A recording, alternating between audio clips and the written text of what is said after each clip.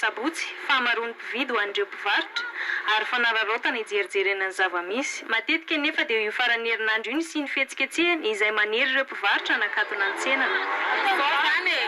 Le izy zany raha ny tokony ho izy raha tena mitsinjo ny fiainam-bahoaka zany le mpanao grevy tokony tsy amin'ny andro ny fête de mer mihitsy zany zareo anao le izy satria tamina tera-behivavy tsinona nefa fetin'ny reny dia zao zao mivarotra le izy dia le tsenanay tsy mandeha da raha tamin'ny taona lasa zao zay ohatra malafo 100 isan-jato ny entanay dia zao le lasa 70% fotsiny le izy zany lafo dia tena tsy mandeha mihitsy ny 50% raha zany raha ny tena mariny. Le izy ao anaty fetin'ny reny dia tena fitadiavam-bolanay majinika dia tena mampalahelo mihitsy.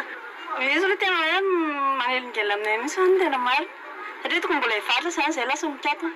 Ny zao tsy amin'izao ohatra amin'izao manomboka hoe tena mandeha anefa na vao tena tsy maintsy mikatona ny tsena amin'izao.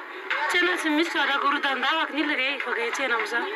Varotra reto mitebiteboka iny matahatra ny olona matahatra izay mpivarotra. Hoe zoan'ny tsirairay ngamba mandeha hevitra nefa le fomba fanehoana izay le faneho-kevitra izay koa ilaina hoe mila manaja ny hafa koa nefa ny ao anatin'izay.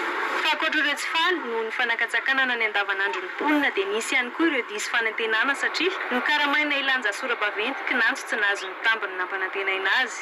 Zay zany ny Free FM nahatonga anay aty satria zay zany ny karamaina izay misy numéro telefonina anay any amin'ny any tamin'ny herinandro zay efa nameny karama dia zao zay mbola hoe omeny karama hatramin'izao izy tsika dia mbola miandry azy eto zay eto ny fotoana 5 000 isaky ny makaty zay nefa zay mamelo mba dia manjanaka efa afy zao mbola eto ihany.